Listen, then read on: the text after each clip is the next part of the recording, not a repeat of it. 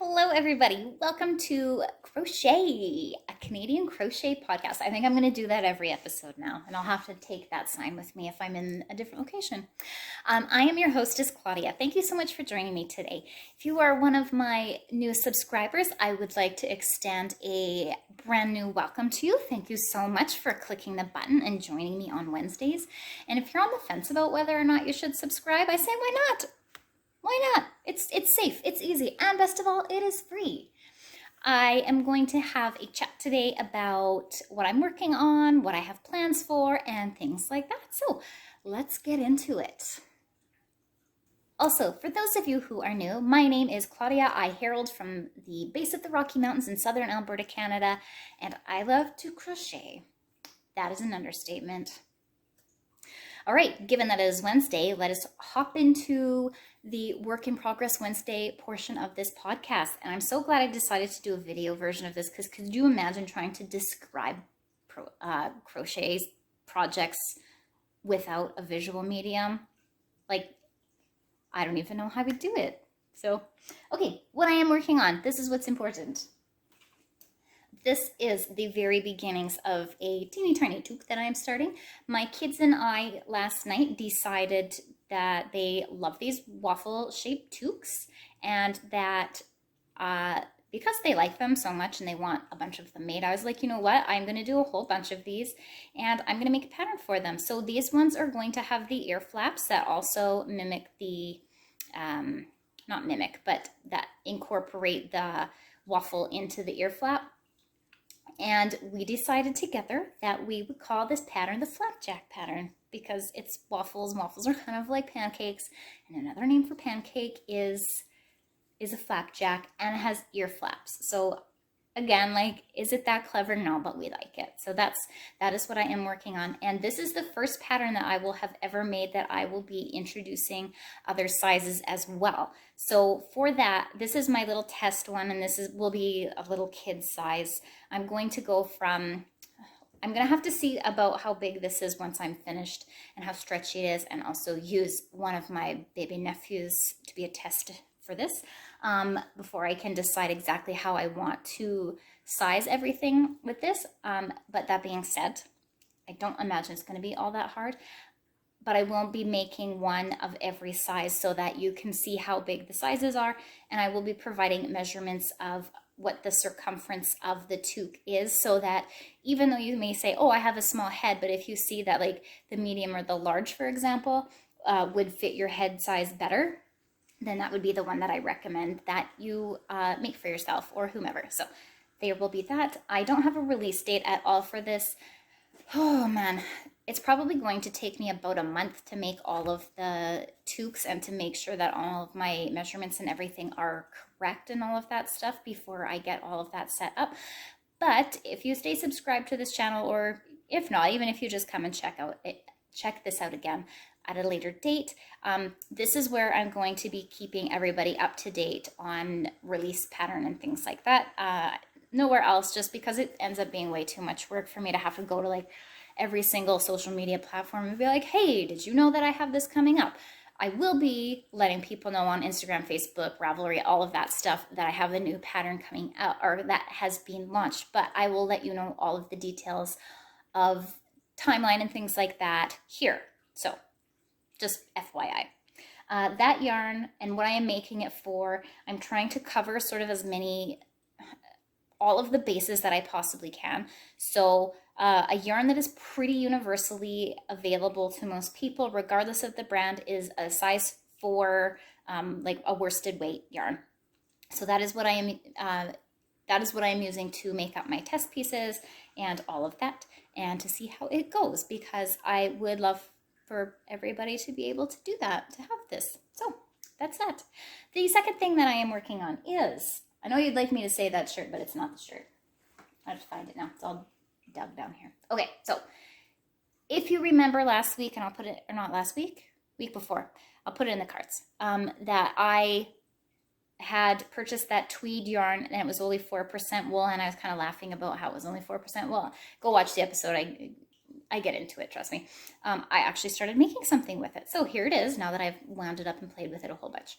So this is the autumn color and this is the winter color, and I went on and on about how beautiful the winter color is, and I am really liking it now that it's worked into this little thing. What I am making is an infinity cowl for myself, and this is working up so perfectly, and it's going to go with the coats that I have. So being a Canadian, and I'm sure tons of people have more coats than I do, but I have 3 coats that I use from autumn to winter, and really that's not that many.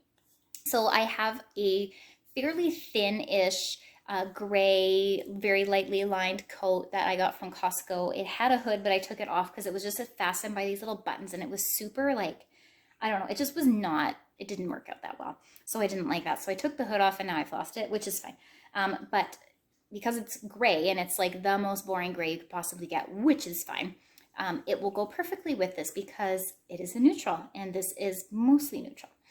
The second coat that I wear, that is my, it's sort of, it goes to, I wear it to about minus 17 is where my cutoff is personally with it. And it is a really, really pretty blue. And this yarn, again, like, it doesn't photograph all that well, and this will not, for the life of me, I cannot get it to focus. But there is a really pretty purplish, but mostly blue in here, that's like on the same scale as the blue coat, so that will go with it. And the orange and the yellow in here are almost the exact opposite on the color wheel, so I think that that's going to look really nice because it'll be complementary colors to the blue jacket. Then my third coat is my minus 15 if it's windy, and below, like 2 minus 40, because it's big and boxy and I can put all kinds of layers underneath it, and it's just warm anyway. A warm coat. It is this orangey yellowish color. There's a chunk of it there. Hopefully it'll photograph. Can you see that? The coat is that color, so it'll go with that really, really well. And the brown, again, it's like the opposite, so I think that it's going to look really nice with those coats once it's all finished. I'm not sure how much I'm going to have left of the balls after. If I have enough, I would love to have a pair of mitts, depending again how much is left. I don't know what it'll look like, and I'm not sure if I would do, I might only do like one section of this V-stitch to like around here or something like that. I don't know. We'll see. It might not even have enough by the time I finish to make anything. So this yarn is very interesting to me because I was really, if anybody else has this yarn and hasn't done anything with it, this is not a yarn to test things out. If you have a pattern or something that you're just like, oh, I'm just gonna like fool around and see how this works, do not use this yarn. It is incredibly difficult to frog because you can see how fluffy it is, and all of these little individual hairs on here, they get stuck to one another. So when you pull it apart, you have to actually like kind of finger comb all of the individual fibers away from each other. So there was a section here that I had to pull out, and oh my gosh, to save the yarn, it took so long that I kind of have to like back pull it, which when I say that, what I mean is that I like lift the loop of the previous stitch or stitches off back that way. Then I try and pull gently from the tail as much as I can and like gently like pry the fibers apart. So that's what I do, because, and taking that top loop off, I find helps not get that top part stuck. And that's where you can get a lot of yarn losses from things like that. So yeah, so if you want to see how this works out, if you want to swatch it, you're not going to get that swatch back. It'll be gone. But it is very pretty. It is incredibly soft for being almost entirely plastic. Remember, it's only 4% wool, 66% acrylic, and then the rest is nylon, I believe. So it's man-made fiber. And then also on the label, it says that you should wash it by hand and lay flat to dry. And I am guessing that if you wash this on a delicate cycle in the washing machine without things that have Velcro or hooks and eyes like ladies' undergarments, this would be fine on a delicate cycle cold and then hung to dry.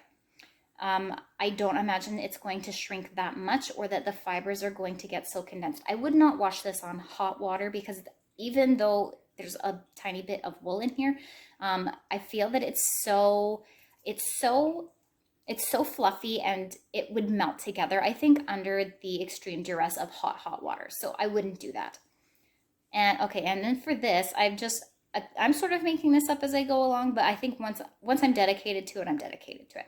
So this is 6 rows here of the V-stitch in the autumn color, and then 2 here, and then I started my next set here. But for this one, I'm going to do 3, or am I going to do 2? I don't know. I have to figure out my ratio now. I think I'm off a little bit. Actually, oh yeah, I'm going to do 3 of this color and then 1 again of this, and then repeat. So it's 6, 2, 3, 1, 6, 2, 3, 1, back and forth like that. And then the small bit will always be this white because I only have 1 ball of that. And then once I get to the end of it, we'll see. Maybe I'll have tons of white left over by comparison. I don't know. We'll see. We will see. I am happy with that. So that is what I'm working on, and I am taking a break from the shirt right now because that, like I said, again, a few episodes ago, kinking my hand like this to hold the yarn, because unfortunately, I hold it through there. It is making my wrist really sore. It's starting to hurt in my elbow, which I'm pretty sure is carpal tunnel issues. Sorry, I need a sip of tea. I just need a break from that for probably a lot longer than I thought I was going to. So I'm taking a break from that. And I have to do a tiny interjection here. I had to stop the camera, let the dogs in, and then the puppy is all happy to see me. So now she has pulled tons of the fibers in the shirt. So it is looking decidedly less nice than it did before. I'm not sure why I put this on today. This I have reserved exclusively for my gardening. And I use this in the springtime because I like it because it's an acrylic yarn and it just gets filthy and it washes so nicely. I mean, like, I guess like a little frayed-ish, but I mean, I use it hard. I will put the link to the pattern of this shirt below, and I really, really liked it, and I highly recommend it if you've never made clothes before because it's very basic shapes and you don't really have to have a huge skill set. I'm pretty sure I added this detail on the cuff. I don't think it asks you to do that yourself, but I can't remember now. So check out this pattern. I believe it's called the Everyday Sweater. No, that's a cardigan. What is this one? I will find it. This is a little bit of extra stuff that I'm going to chat about. And okay, so I've had some people say that they are a little bit confused about the whole crochet thing and her vagabond heart. So if you are like, what the heck is her vagabond heart? You'll notice that when I reply to your comments or I comment on other videos, the name that shows up is her vagabond heart. But the videos that I am making are called crochet. So if we want to think about it this way, her vagabond heart is like the umbrella and crochet fits underneath that. So her vagabond heart is the name that I use to release my patterns and products to the public because I like it. But yeah, so I say that crochet is presented by her vagabond heart because I am the possessor of the vagabond heart. The reason I came up with that name is because I have a very interesting case of wanderlust. I don't necessarily, now that I am approaching my 40th birthday, I don't necessarily feel like I'm up to traveling a whole, not in the same way that I would have, like, let's say when I was 20. When I was about 19, I had this really there's this really big like urge that I had to go overseas, and I had saved tons of money, and then I got engaged not that long after, and then I got married, and then I couldn't go places without my husband, which I still feel that way. Like, I would want him to come with me. I don't want to go to these places by myself because I love him and I would want him to come with me. And then we had children and I'm like, wow, now we have to have the kids go. So I would still love to do a lot of things, but I have massively scaled back the things that I would like to do. And as I've mentioned, I don't have a passport. So again, like, that really limits where I can go because then I have to stay within Canada unless I get a passport, which is fine for right now. So what I would really like to do in terms of vagabonding is I would love to take our trailer and go. I would love to see as many roadside attractions as possible. Like the signpost forest is something that I would love to see up in the Northwest Territories. And like, honestly, like touristy things too. Like, I'd like to go to Niagara Falls. I want to go to PEI and see the world's largest potato and the giant Pasenka and like all of that stuff. I would love to go like visit those things and camp in these places just to see what it is like. And I know that I'm not going to get a full spectrum of what it's like to live there just by visiting roadside attractions, but I would still really like to do that. So that's the kind of vagabonding that I am looking forward to. And granted, Canada is really, really, really big, and there's a lot to see. Another thing that I would like to do, and I don't think we would be able to take the trailer because I looked at the highway and it is dirt. A dirt highway. Yeah, you get dirt highways in Canada. So if we wanted to like make fun of how backwards we are, it gets worse as you go further north because there's just not infrastructure or money to keep a paved highway all the way up there. So there's just not a lot there. So I would love to go to Tuktoyaktuk, and I'll put all of the details will be in the description box below, so you can see where Tuktoyaktuk is and all that stuff like that. But it is it's the furthest northern part of Canada, I think, that you can get that's continental. Because I cannot drive the trailer to Baffin Island, like, let's be honest. But I'd like to go there, and I would really like to go in the summertime because it's above the Arctic Circle, so it will have the midnight sun, and I've never seen that before. Granted, it stays quite late here, but not to that extreme.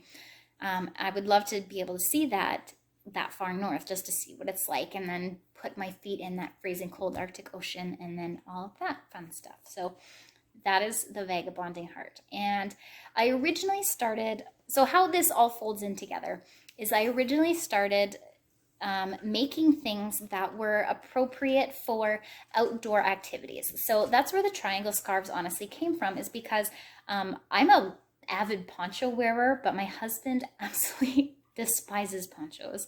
I don't know why. He does not like them. I only have one right now. I used to have tons. But I want to make another one. Don't tell him. Anywho, I love to wear ponchos, and I found were really great for hiking, except if you are not a fan of being sweaty, which I'm not. They make you sweaty on the part where your backpack is while you're wearing the poncho. So the triangle scarf was introduced to me via Pinterest, and I was like, my mind was blown. Basically, it is half of a poncho, and you can wear it however you want. So I have done many hikes when it's not that nice out, and I wear my big backpack, and I can tuck my triangle scarf in. I just sort of tuck it under here like that, under where my arm straps are. My son actually has the backpack right now, so I can't even demonstrate it, but I will demonstrate for like one day. And then you can wear it like a poncho, and it's great. And then when you get too hot, you take it out from underneath here, and it's not hanging all the way down to your knees. And then if you want, you can wear it like up at the front and bring the side arms back down the front. You can stuff it into your backpack if it's hot enough. But I found it was such a versatile piece of equipment to have while I was hiking and camping that I was like, you know what, other people would perhaps like that too. I'm not sure I am able to convey that message very well. I don't feel like it's cottoned on, but to me, it's something that I like. It's something I want to offer to other people. So that's why I A, started making triangle scarves, and B, produced the Atlas scarf, because that one is one of my absolute most favorite designs I've ever had, and I just love it. It's so pretty. So, and then also I used to make and sell ready-made boho. I called them a boho cardigan, but it's those, I call them a campfire cardigan now, because that's what I ended up using it for.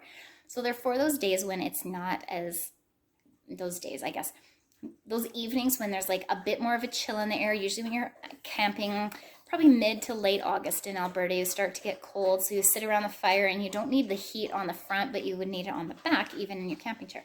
So you would have it opened up at the front. It doesn't have any buttons. I make them with little sleeves so that you can push them up like this. So when you're roasting marshmallows, you don't catch your cardigan on fire, which is always a bad thing. And those actually ended up, those were something that people loved and loved to have made for them. So those I don't have patterns for, because I make them very individual based on the person. But that's something else I would like to expand on, is these campfire cardigans.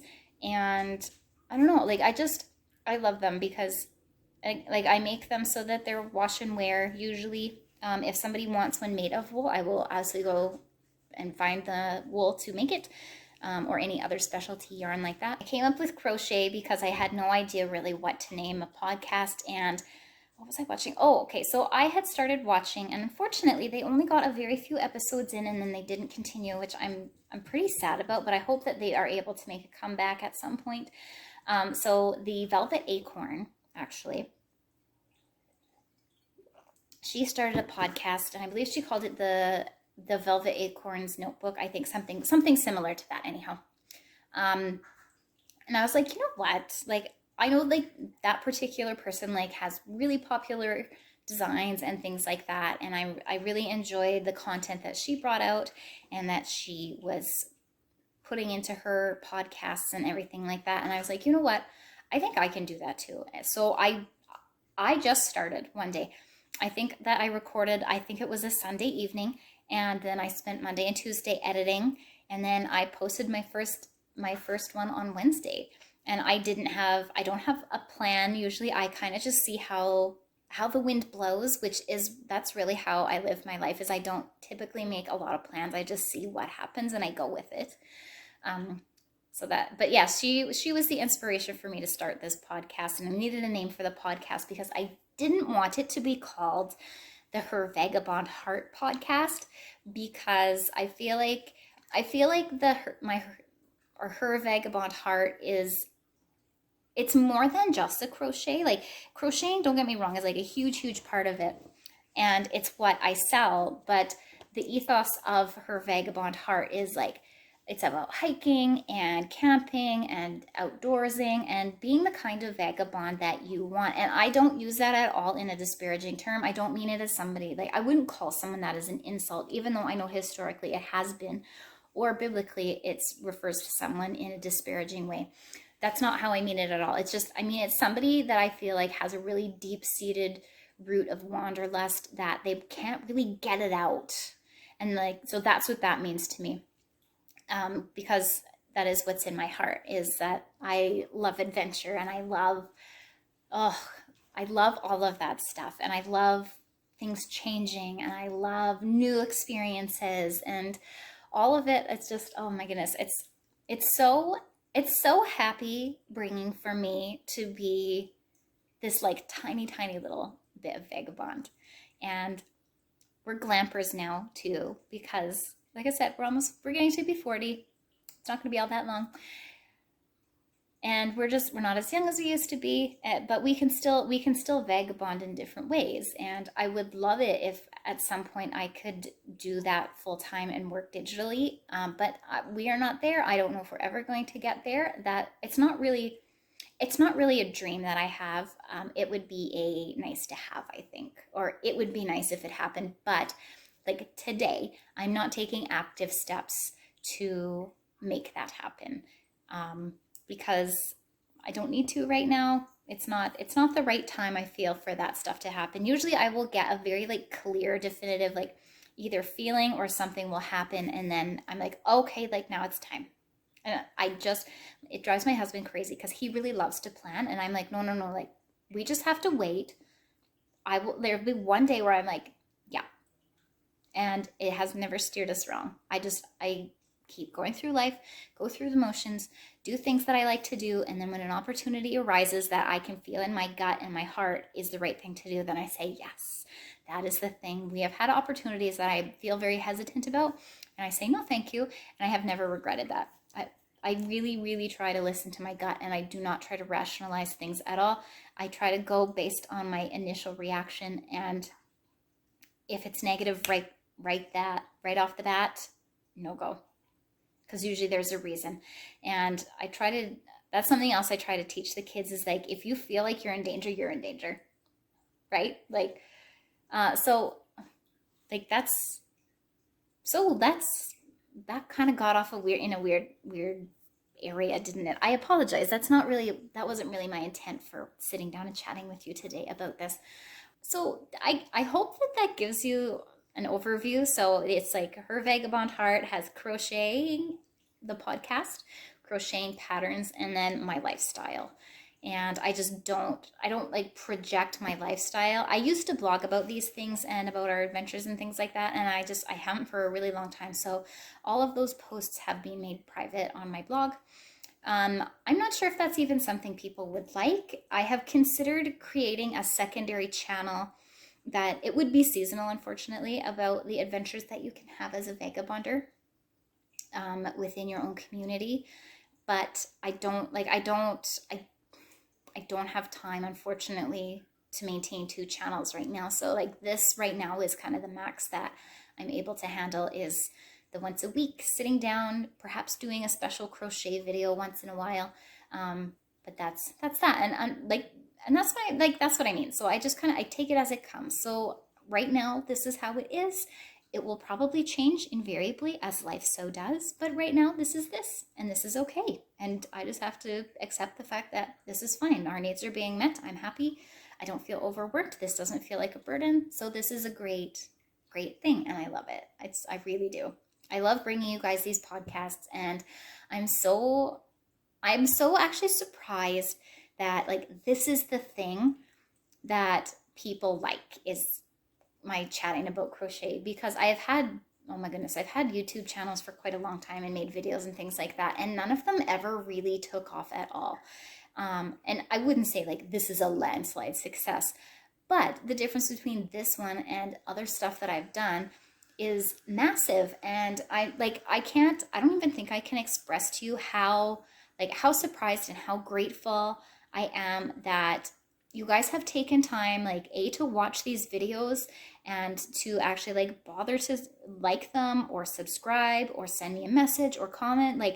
It blows me away, because I'm used to being the kind of person that's kind of ignored. And I'm so grateful. And I really I try to be upbeat and happy about what's going on. Even it may seem disingenuous, because it's not always sunshine and rainbows, but I try to find the happiness in every day. And that's what I also try to present, is that, and that's why I'll be a little bit silly, or I laugh, or I'm like, oh yeah, I have bat wings, because I'm not perfect, and I want to show that. And I hope that you're entertained somewhat, and I hope that it helps you feel a little bit happier in your day. Or you can see that this itty bitty lady also has bat wings, and that it's not the end of the world, because it's just arms, right? Just arms. So that is, I guess, my overarching life strategy is follow your gut, find the happiness in every day. And sometimes if you're just having a bad day, it's okay to have a bad day. Thank you so much for joining me today.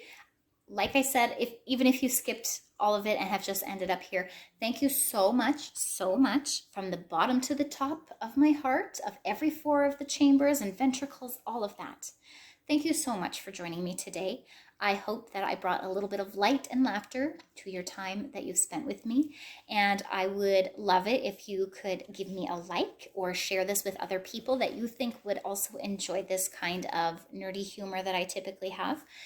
And if you are interested in following along with more crochet adventures, make sure you give me a subscribe. And I upload every Wednesday at approximately 1 to 1:30 p.m. Mountain Time. Thank you so much. I hope you have a lovely day, and I will see you next time. Bye!